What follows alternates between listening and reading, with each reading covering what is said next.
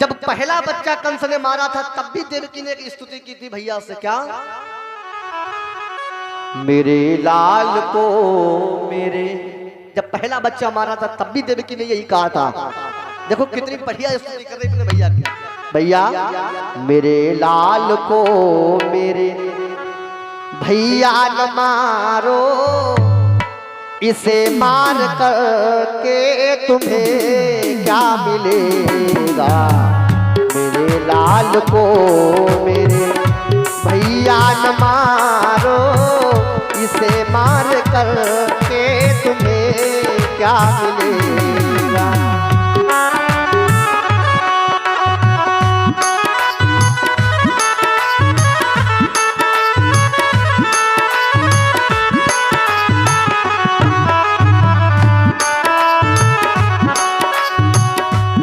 देवकी कहती भैया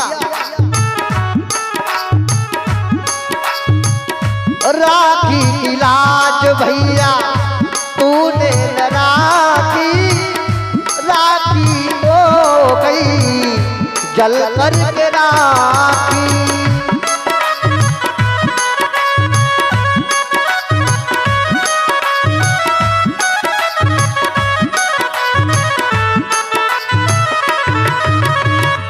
शब्दों को ध्यान से सुनना, यहाँ पर राखी शब्द एक है और हर राखी शब्द के अर्थ अलग अलग है।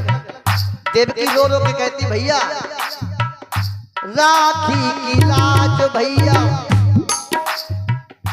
तूने न राखी। देखो राखी दो बार हो गया, दोनों के अर्थ अलग अलग। ये राखी देवकी कहती भैया राखी की लाज भैया तूने न राखी, राखी हो गई जल करके राखी। राखी जलने वाली राख। और भैया जिसको तुम मार रहे हो मालूम, अगर प्यार से ये हमें माँ कहेगा, अगर प्यार से ये हमें माँ कहेगा तो सुनो, तो दो बार तुमको ये मामा कहेगा। तेरे लाल को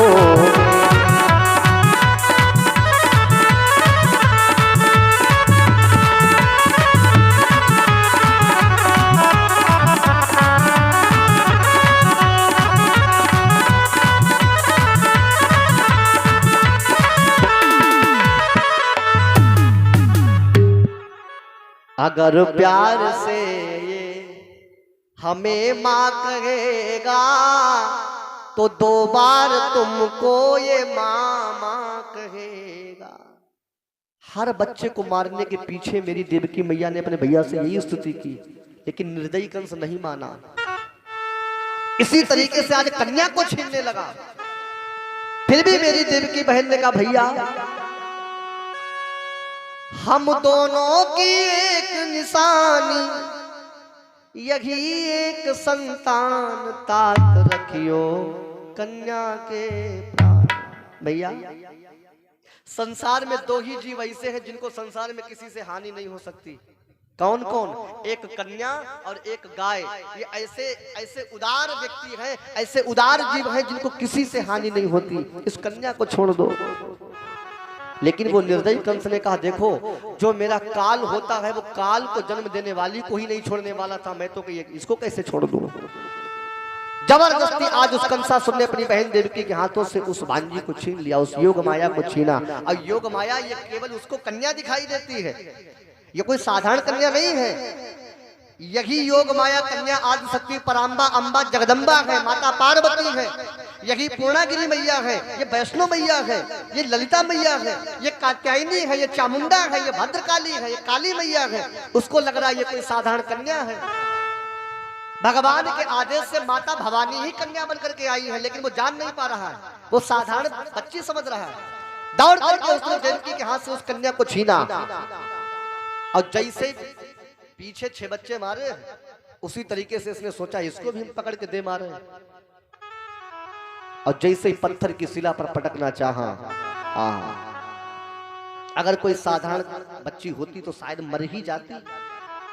वो तो योग माया है, चपला है, चंचला है, बिजली है। आकाश मंडल में हाथ से छूट गई, अब बिजली को कौन मारेगा, मेरी मैया को कौन मार सकता है। वो हाथ से छूट करके आकाश मंडल में गई और आकाशवाणी किया है, मूर्ख अस्यास्ता मस्तमो गर्भो हंतायाम वासे अबूत, आय मूर्ख कंस, मुझे मारेगा।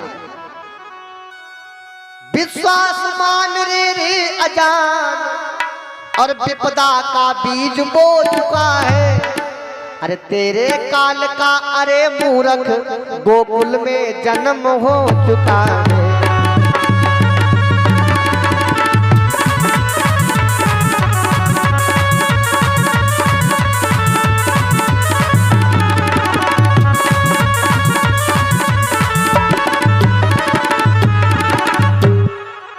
तेरे काल का अरे मूर्ख, गोकुल में जन्म हो चुका है, हमें मारेगा। अब कंस ने सोचा कन्या भी हमारे हाथ से मरी नहीं, धोखा भी मेरे साथ देवताओं की वजह से हुआ, हमें पता है। अब तो बहन बहनोई के चरणों पर गिर पड़ा, भैया बहनोई साहब क्षमा करो, बहन मुझे क्षमा करो। बहन आंखों में आंसू भर के बोली, भैया अब तू क्षमा का पात्र नहीं रहा है। कोई एक गलती करता है, उसको गलती का प्रायश्चित कर लेता है तो गलती क्षमा हो जाती है। तू तो गलती पर गलती करता रहा, उसके बाद में भी अब क्षमा मांग रहा है। रो रो कर करने लगी प्रजा यहाँ निर्वाह, लेकिन पापी कंस की मिटी न खूनी दाह। जाकर के सिंहासन पर बैठा, बड़ी चिंता में बैठा।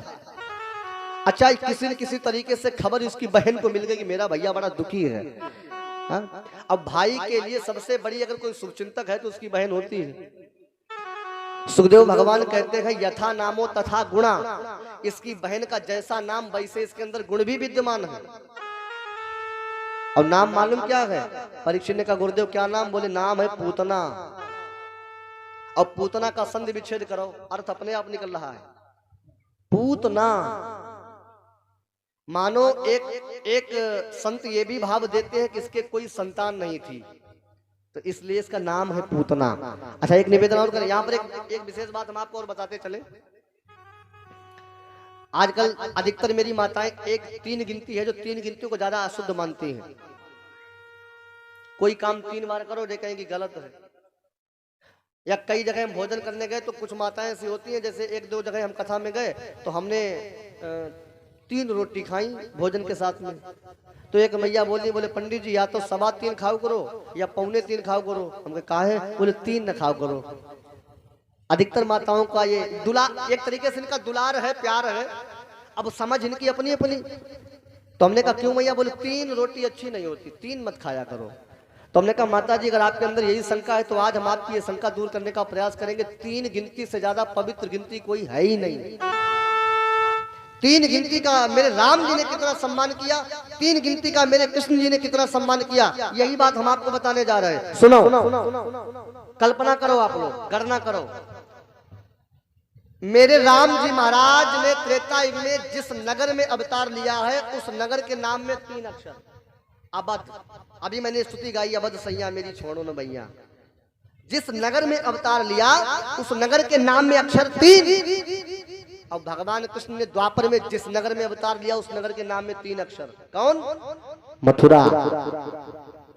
और जिस नगर में पाले गए उस नगर में भी 3 अक्षर, गोकुल।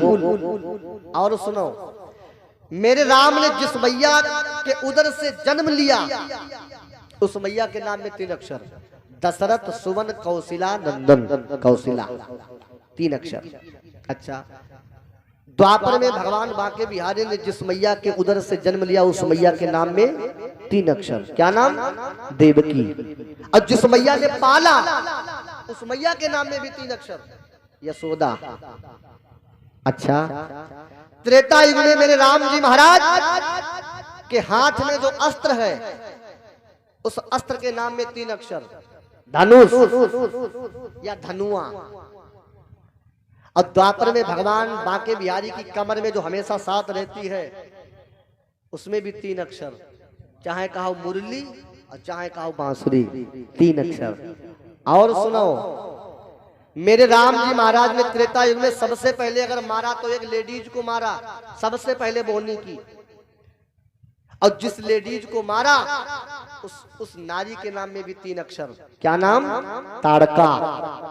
और धन्य है मेरे ठाकुर जी की लीला।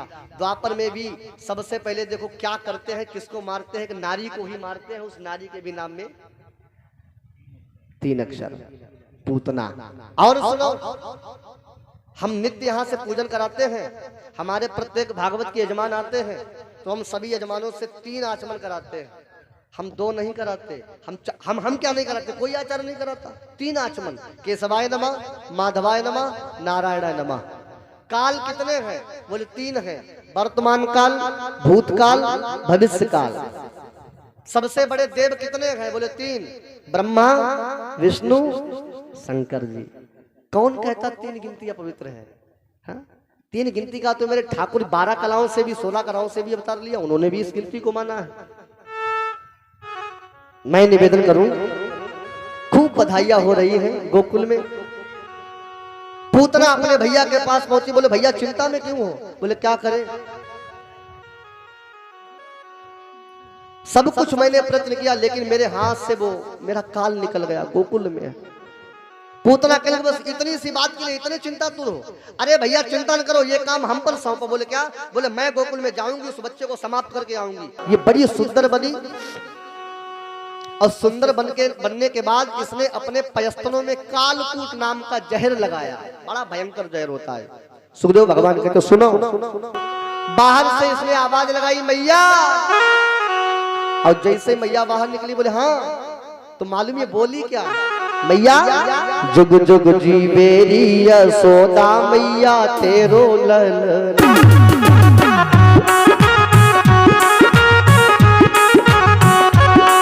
हो तेरो ललना यशोदा तेरो ललना, तेरो यशोदा तेरो ललना। जुग जुग जीवेरी यशोदा मैया तेरो ललना।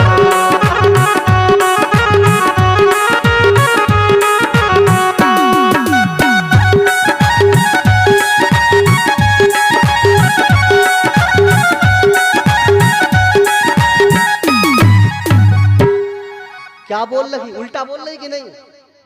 जब तुम मारने आई हो तो तुम ये क्यों कहती हो जुग जुग जीवे रही सोदा? युगो युगो तक तुम्हारा लल्ला जिए। जब उनका लल्ला युगो युगो तक जिएगा फिर तुम मार कैसे पाओगे? अब इससे सीख मिलती है कि मेरे ठाकुर जी, यद्यपि भले ही मेरे ठाकुर को ये मारने आई है, लेकिन ठाकुर जी ने सोचा कि इसके हाथ से मैं नहीं मरूंगा, ये मेरे हाथ से मरेगी। इसलिए आई मारने, लेकिन ठाकुर जी के जीवन की कामना कर रही है। मैया जुग जुग जीवे रही सोदा मैया तेरो ललना। हाँ बहन बोलो। यशोदा ने मन में सोचा अभी तक जितनी भी गोपी आई इतना बड़ा घूंघट निकाल के नहीं आई। अच्छा यशोदा ने इसकी परख कर ली। हमारे पूज्य गुरुदेव महाराज एक बात बताया करते थे, माताओं का सबसे बढ़िया घूंघट मालूम कौन सा है? माताओं ध्यान से सुनना, अगर हो सके इस घूंघट का पालन करें आप लोग। परती परपति से बतरावई। परती तो ये माने स्त्री। पराई स्त्री किसी पराये परपुरुष से बात करे तो क्या करे? बात करो, बात करने में कोई मनाही नहीं है, लेकिन बात करने के साथ साथ एक नियम का पालन जरूर करो। परती परपति से बतरावई, तो नाही नयन से नयन मिलाव। किसी पुरुष से बातें करो तो आंखों में आंखें डाल के बातें ना करो। क्यों? हमारे शास्त्र कहते हैं विकार आंखों से ही प्रवेश करते हैं। विकारों की जड़ ये आंख है। और हमें तो लगता है सूरदास जी महाराज ने इसीलिए अपनी आंखें फोड़ ली थी गर्म सूजा करके। क्यों? क्योंकि मैं अगर अंधा हो जाऊंगा तो मैं ठाकुर जी को नहीं देख पाऊंगा, लेकिन ठाकुर जी तो सदैव हमको देखेगा। हा? इसलिए विकार आंखों से प्रवेश करते हैं। अब कथा अपनी याद रखना। मैं एक आपको निवेदन और कर दूं, अगर मैंने आपसे ये बात कही कि विकार आंखों से प्रवेश करते तो कैसे प्रवेश करते हैं सुनो। उदाहरण से मैं आपको समझा रहा। एक बार की बात, ग्रीष्म ऋतु का महीना, एक राहगीर चला, अचानक उसे भूख लगी तो एक जंगल में एक आम के बगीचे में पहुंचा तो उसने पके पके आम लगे देखे। अच्छा देखे किसने आम? आम को किसने देखा? सबसे पहले काम किसने किया? आंखों ने। भूख लगी तो आंखों ने देखा। अच्छा, जब आंखों ने फल देखे तो वृक्ष तक लेकर के कौन गया उस व्यक्ति को? बोले उसके पैर लेकर के गए। अच्छा, साइड में पड़ा है एक डंडा। डंडा किसने उठाया? हाथों ने चलाया। तो फल तोड़ा किसने? हाथों ने। अच्छा, जब फल गिरा तो फल का स्वाद किसने लिया? बोले जिह्वा ने। और उस फल के रस को रखा किसने? बोले पेट ने। और तब तक माली ने देख लिया। माली ने ललकार लगाई, है मूर्ख, बिना पूछे तूने मेरे बगीचे से आम तोड़े। और वही डंडा उठाया और फेंक करके मारा। और जैसे बेचारा भगा, ये डंडा उसकी पीठ पर जाकर के लगा। अब बड़ी दूर चला तो गया, लेकिन जाते जाते रोने लगा। एक शिष्य ने गुरु जी से पूछा, गुरुदेव क्षमा करना, मानस में एक चौपाई लिखी है लेकिन वो हमें बड़ी उल्टी लगती है। बोले क्या? बोले गुरुजी, मानसकार बाबा तुलसीदास जी ने लिखा है, कर्म प्रधान विश्व करी राखा और जो जस करई सो तसफल चाखा। जो जैसा करता है उसको वैसा फल मिलता है। गुरुजी ने कहा गलत क्या लिखा? बोले गुरुजी आप ही बताओ। आंखों ने देखा, लेकर के गए पैर, हाथों ने तोड़ा, स्वाद लिया जिह्वा ने, पेट ने रस को रखा। अब बेचारी पीठ का क्या कसर था? डंडा पीठ पर काहे पड़ा? पीठ का क्या कसूर? आप बाबा कहते जोजस करई, तो पेट पर डंडा पड़ता और पीठ का कोई कसूर नहीं, डंडा पीठ पर पड़ा। गुरुदेव कहने लगे चौपाई गलत नहीं है, थोड़ा और तो आगे बोलो, अभी चौपाई सही हो जाएगी। बोले क्या? बोले आपने ही कहा है कि सबसे पहला काम किसने किया? आंखों ने। लेकर के गए पैर, तोड़ा हाथों ने, स्वाद लिया जिह्वा ने, रस को रखा पेट ने। अब डंडा पड़ा पीठ पर, और जब चोट आई पीठ पर तो रोया कौन? कौन रोया? और सबसे पहला काम किसने किया? आंखों ने। इसलिए गुरुदेव कहने लगे बेटा, बाबा जी ने बिल्कुल ठीक लिखा है, जो जस करई, सबसे पहला काम आंखों ने किया तो आंखों को ही रोना पड़ा। और इसी चौपाई को विश्राम सागर में बाबा रघुनाथ दास जी कहते हैं। बात एक ही है, अपनी भाषा में इन्होंने लिख दिया। क्या? इन्होंने कहा जो जस करे सो तसफल चाखा, और बाबा रघुनाथ दास जी ने अपनी भाषा में लिखा, काया से तक जो होई बिनु भोगे छूटई ना कोई, बिनु भोगे छूटई ना। हरि बोल।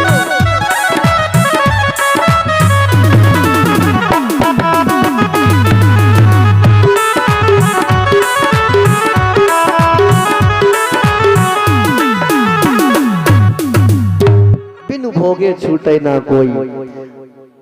मैया ने कहा कोई बात नहीं, बिठाया, स्वागत किया, एक दूसरे की कुशलता पूछी, और अपने आंखों में झूठे आंसू भर के मैया से बोली, मैया आशा की बेल बड़ी तेरी। झूठे आंसू गिरा रही है, मैया से छल करना चाहती है ये पिशाचिनी। तो झूठे आंसू भर के बोली, मैया आशा की बेल बड़ी तेरी, तू मेरी भी आशा भर दे।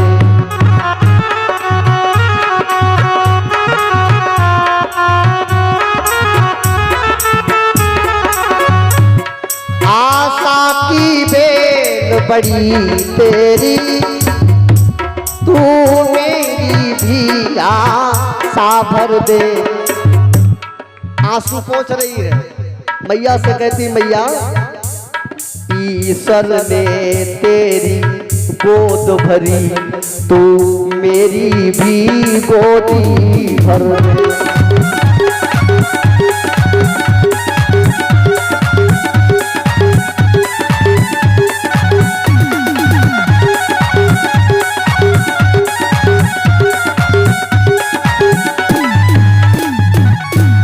ईश्वर ने तेरी गोद भरी, तू मेरी भी गोदी भर दे। यशोदा पिघल गई, तुरंत लाचार हो गई। यशोदा ने कहा, अरे बहना कैसी बात करती हो, ये तो तुम्हारे ही लल्ला है, ले।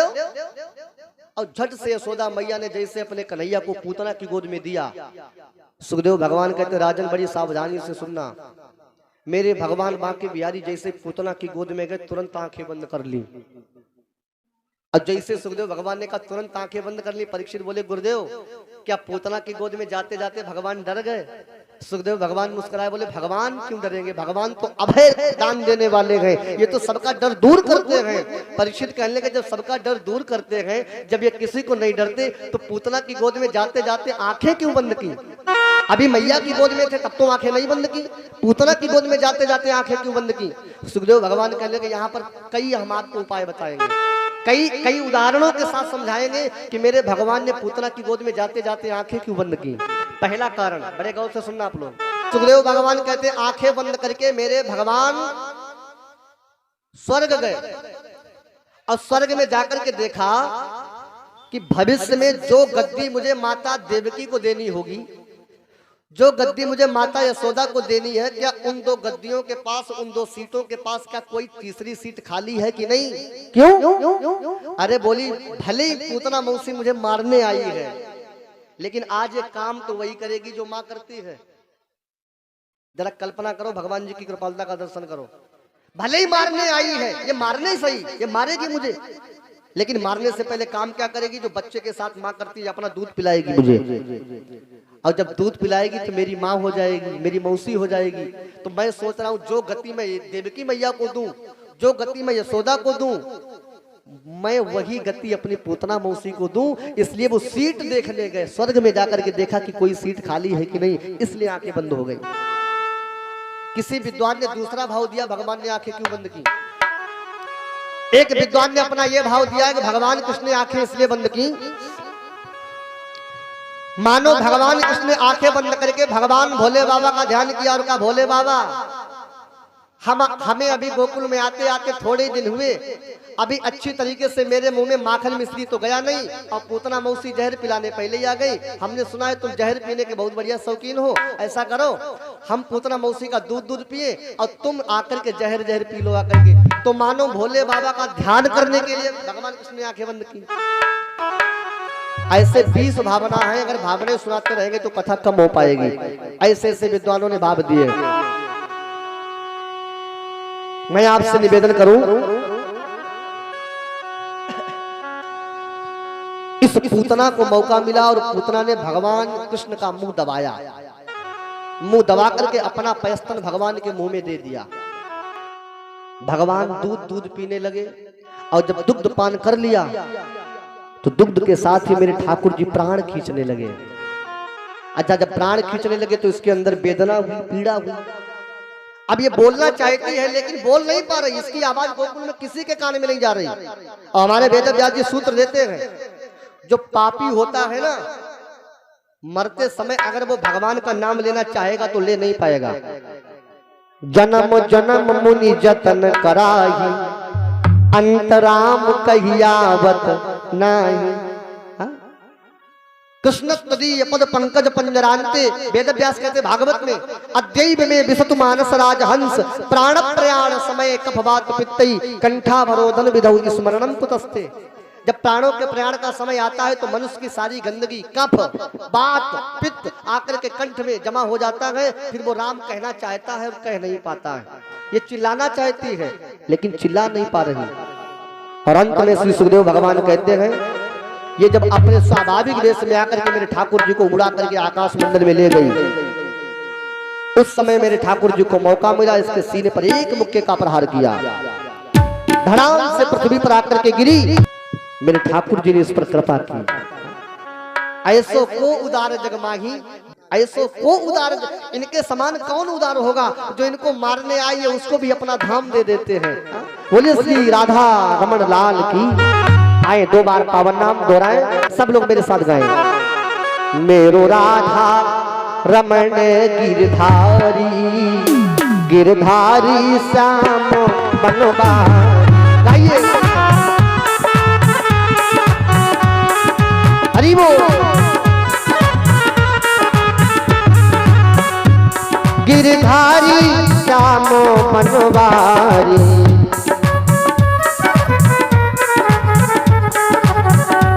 गिरधारी कन्हैया बनवारी।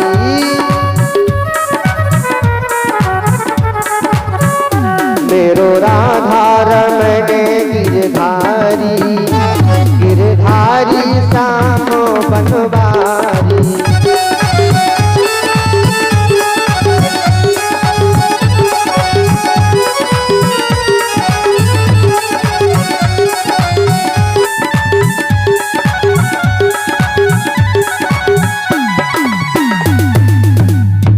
बोले श्री राधा रमण सरकार की।